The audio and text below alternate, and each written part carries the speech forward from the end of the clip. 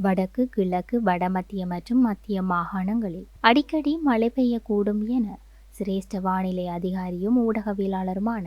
முகமது சாலிஹின் கூறியுள்ளார். மேலும் முல்லைத்தீவு, திருகோணமலை, பொலனறுவை மற்றும் மாத்தளை மாவட்டங்களின் சில இடங்களில் 50 மில்லிமீட்டரிலும் கூடிய ஓரளவு பலத்த மழை பெய்யக்கூடும் எனவும், வடமேல் மற்றும் ஊவா மாகாணங்களில் இடைக்கிடையே மழை பெய்யக்கூடும் என்றும், நாட்டின் ஏனைய பிராந்தியங்களில் பல இடங்களில் பிற்பகல் 2 மணிக்கு பின்னர் மழை அல்லது இடியுடன் கூடிய மழை பெய்யக்கூடும் எனவும், சில இடங்களில் 50 மில்லிமீட்டரிலும் கூடிய ஓரளவு பலத்த மழை பெய்யக்கூடும் எனவும், மேலும் மத்திய மற்றும் மேல் மாகாணங்களில் சில இடங்களில் அத்துடன் காலி மற்றும் மாத்தறை மாவட்டங்களிலும் அதிகாலை வேளையில் பனிமூட்டம் காணப்படும் என்றும், பலத்த காற்றும் மின்னல் தாக்கங்களும் ஏற்படக்கூடிய சந்தர்ப்பங்களில் பொதுமக்கள் அவதானத்தோடு செயற்படுமாறு முகமது சாலிஹின் கூறியுள்ளார். மேலும் பொத்துவில் தொடக்கம் மட்டக்களப்பு, திருகோணமலை ஊடாக காங்கேசன்துறை வரையான கடல் பிராந்தியங்களின் பல இடங்களில் மழை அல்லது இடியுடன் கூடிய மழை பெய்யக்கூடும் எனவும், நாட்டைச் சூழ உள்ள ஏனைய கடல் பிராந்தியங்களின் பல இடங்களில்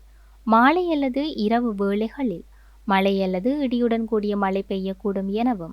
கடல் பிராந்தியங்களில் மணித்தியாலத்திற்கு 30 தொடக்கம் 40 கிலோமீட்டர் வேகத்தில் வடகிழக்கு திசையில் இருந்து காற்று வீசும் என்றும், களுத்துறை தொடக்கம் கொழும்பு, புத்தளம் ஊடாக மன்னார் வரையான அத்துடன் ஹம்பாந்தோட்டை தொடக்கம் பொத்துவில் வரையான கடல் பிராந்தியங்களில் மணித்தியாலத்திற்கு 45 தொடக்கம் 50 கிலோமீட்டரிலும் கூடிய வேகத்தில் அடிக்கடி காற்று அதிகரித்து வீசக்கூடும் எனவும், இவ்வாறான சந்தர்ப்பங்களில் இக்கடல் பிராந்தியங்கள் ஓரளவு கொந்தளிப்பாக காணப்படும் எனவும், ஆனால் இடியுடன் கூடிய மழை பெய்கின்ற சந்தர்ப்பங்களில் பலத்த காற்று வீசுவதுடன் அவ்வேளைகளில் கடல் பிராந்தியங்கள் தற்காலிகமாக மிகவும் கொந்தளிப்பான நிலையில் காணப்படும் எனவும் சிரேஷ்ட வானிலை அதிகாரியும் ஊடகவியலாளருமான முகமது சாலிஹின் தெரிவித்துள்ளார்.